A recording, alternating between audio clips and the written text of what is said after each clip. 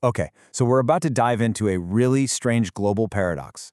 It all starts with something simple, sugar. It's a product that employs millions of people and, it powers entire economies. But here's the twist. It also fuels a health crisis that's so enormous, the industry created to treat that crisis has actually become an even bigger economic powerhouse. How does that happen? Let's get into it. All right, let's just get straight to the heart of the puzzle. Take a look at these two numbers. On one side, you've got the entire global sugar market. We're talking about $70 billion. I mean, that's a huge number, right? But now look at the other side. The market for treating cancer, and that's just one of the diseases linked to sugar, is over $320 billion. That's more than 4 times bigger. So how on earth is that possible? Well, that's the story we're going to unpack. Okay, so first things first, we really need to get our heads around the fact that sugar isn't just, something you put in your coffee. It is a massive global economic powerhouse. So to really get a sense of the scale here, just think about this. Next year, we're on track to produce almost 190 million tons of sugar. I mean, that is just an almost unimaginable amount of the stuff, and it's flowing into pretty much every corner of our food supply. And of course, this whole engine is run by people. We're talking over 1.19 million people employed directly in making sugar. And get this, that number doesn't even count the millions more in farming or shipping it around or putting it into our food. So you can see why it's such a politically and socially important source of jobs all over the world. And where does all this sugar come from? Well, it's actually pretty concentrated. Just look at this. Brazil and India, just those two countries, they make up more than 40% of the entire world's supply. That makes sugar a huge deal in global trade and politics. But its biggest impact might be a lot closer to home. And this is where you see the industry's real power. It's not just about selling bags of sugar. It's about how deeply it's woven into our processed foods. I mean, think about it. In a place like Canada, 2/3 of all packaged foods have added sugar. We're talking yogurts, pasta sauces, even baby food. And listen, this is no accident. The food industry spends about $1 billion a year just in Canada marketing to kids. And guess what? 90% of those ads are for products loaded with sugar, salt, or fat.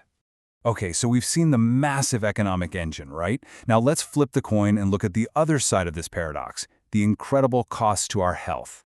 To really get what's going on, we need to talk about this thing called insulin resistance. So here's an easy way to think about it. Insulin is like the key that opens up your body's cells to let sugar in for energy.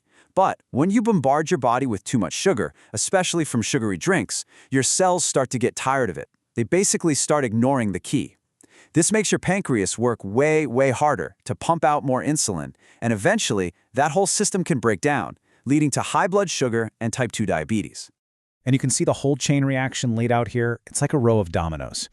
It often starts with something simple, like drinking a lot of sugary drinks. Step 2, that can lead to weight gain and just throw your metabolism out of whack. Step 3, that causes the insulin resistance we just talked about, plus this low-grade chronic inflammation. From there, you're looking at a much higher risk of type 2 diabetes, and what's really scary is that this whole situation creates the perfect conditions inside your body for certain cancers to start growing. And hey, don't just take my word for it. This isn't some fringe idea.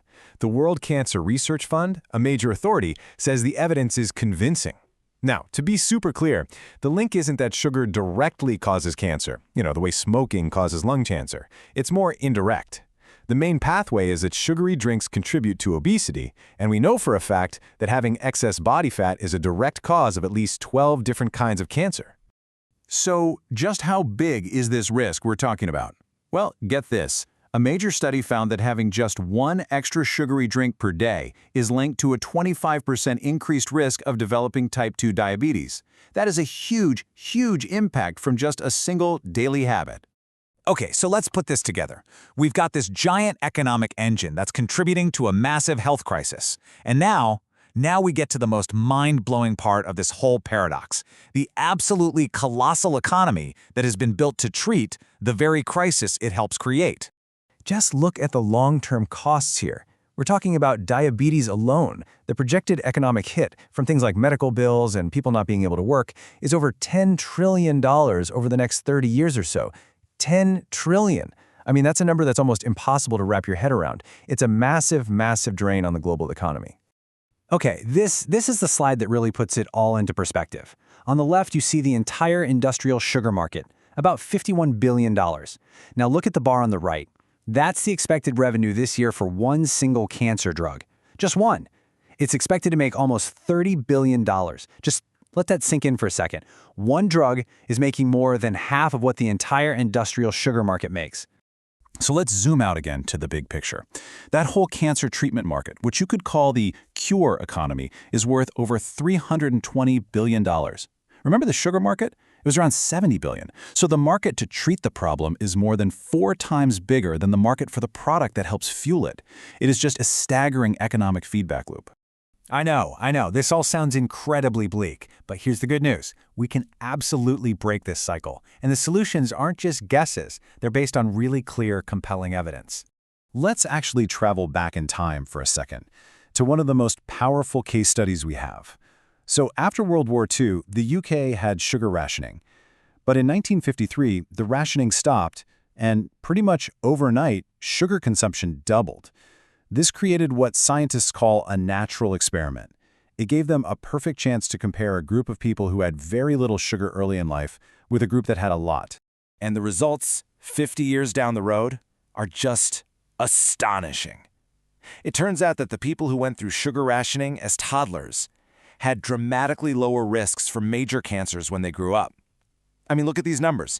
A 69% lower risk for liver cancer, 52% for prostate, 36% for breast cancer. It's like reducing sugar early in life creates a kind of biological imprinting. It's almost like it programs your body for better health for the rest of your life. So the question is, what can we do today? Well, we actually have proven tools that work. Things like taxes on sugary drinks. They really do work. In the UK, a tax like this pushed companies to cut the sugar in their drinks by almost half. Banning junk food ads aimed at children, which Quebec did way back in 1980, led to a 13% drop in what families spent on fast food. And even simple things, like those warning labels you see on the front of packages, they really help people make more informed choices in a split second. And really, here's the bottom line. Prevention is an absolute bargain. If a country like Canada could just get its people to follow the World Health Organization's guidelines on sugar, it could save up to $5 billion in healthcare costs every single year. It is so much cheaper to prevent these diseases than it is to treat them. Which brings us right back to that final big question, the one that's at the very heart of this whole paradox.